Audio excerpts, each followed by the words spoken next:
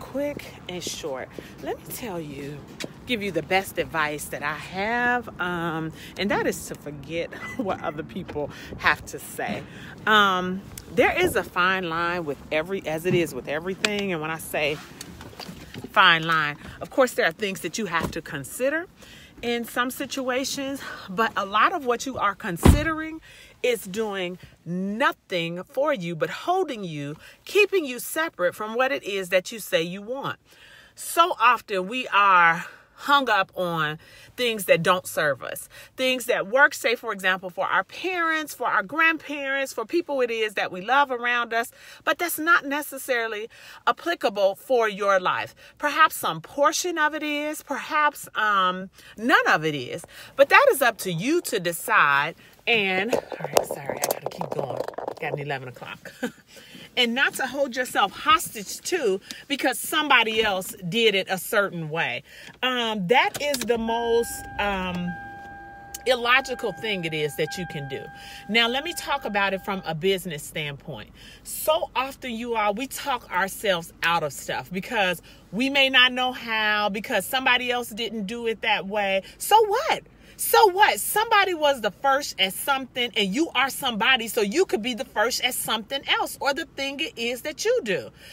Let go of it looking crazy to other people or what other people say about it.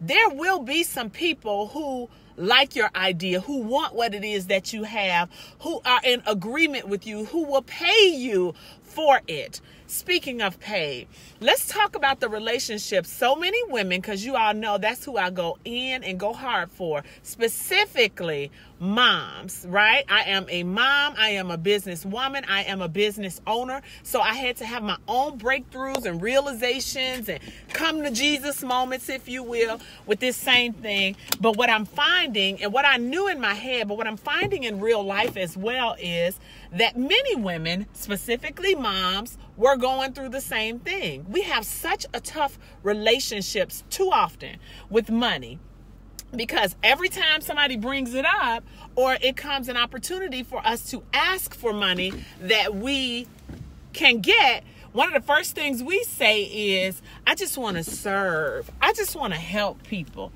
Bull crap. Bull. Let me tell you what the bull of that statement is. The bull is to think that you can help or serve people without having money. If you don't have money, you can't help people. What do you think it is? Where do you think you're supposed to get this funding to go help the people it is that you want to help?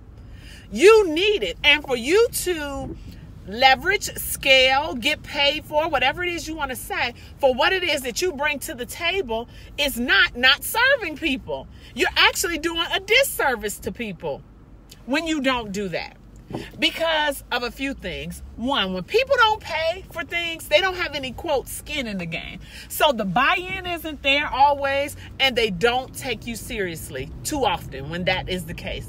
Way too often. Additionally, when they don't take you seriously, they're not held accountable. They won't complete the goals it is that you've set out for them, right? That you have discussed with them, that they said that they wanted, that you have taken time out of your life to assist them in finding, and then they don't do it. You want to know why?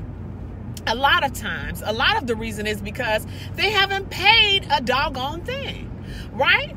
And enough. Okay. All right. So that's that. Let me take a deep breath and calm down. Hey, Lonnie Kennebrew. Hey, TT. Sorry, you all. I see you. All righty. So let's move on back to what I'm saying, to my initial point for coming here, because this can spin off into 50-11 conversations. Thinking about what other people have to say. Here's another reason why we don't want to, oftentimes we have a strange or angst around taking money. Another reason is because of what we think other people will think of us. Some of the biggest things it is that I hear people saying is, well, I don't want people to think I'm greedy, or I'm not greedy. All I need is this old small thinking. See, I didn't curse, but this old teenagey thinking, right? And the reason that you are thinking in those shrunken ways or that shrunken manner is because you are concerned with what other people will think of you. Let it go. It is the thing keeping you separate from what it is that you claim that you want. Let it go. Forget other people when it comes to that. Screw that. Screw their regards on how it is that you conduct your life. Now, outside of the laws that are there, you don't have anything to worry about. I'm not telling you. Now, let's put some disclaimers on this, and then I'm going to leave you all alone. I'm not telling you that it won't hurt. I'm not telling you that it won't hurt initially. Let me back up. I'm not telling you that you won't be disappointed in how people view you, or maybe even the things that they say about you, because many times it's not true, right? It's not true, but people get angry when you are not set up to serve them, or they can't use you in a way that they used to use you. So then they begin to make up things about you to qualify or to add narrative to why it is they believe that you are acting in a certain way or different than what you used to be to them. Screw them. Somebody always has something to say. And I'm not, again, telling you that it won't bother you initially. I'm not telling you that it won't hurt, because perhaps it comes from a loved one or a longtime friend, whatever that looks like, but you're going to have to get through it. You're going to have to understand that for a couple of things. One, it's not personal. That person is who they are. And whether it was you or somebody else, if this same situation happened, they would do it to them too. So that takes away from, why are they doing this to me? Question. That takes that out of the game, right? They're doing it because that's who they are. That's why. Okay? Question, answer. The other thing is that you're going to have to understand is when you're going through this, and that it's a part of what comes with it, is what you are gaining from this experience are tools it is that you need to build your muscle and perseverance. Because guess what? They won't be the only person who don't agree with you, talk about you, get mad at you, etc., etc.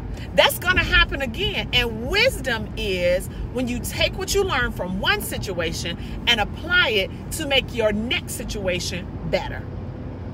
So you are gaining wisdom from these experiences. So what you might want to do is thank them for teaching you what it is that you need to know in order to go on to be the success it is that you said you wanted to be. Stop worrying about what other people have to say. I'm going to get off of here, you all. I feel like I'm yelling and I'm excited and hyper. And while I do use my elevated voice, it was not my intention this time. So let me go on about my business and about my life.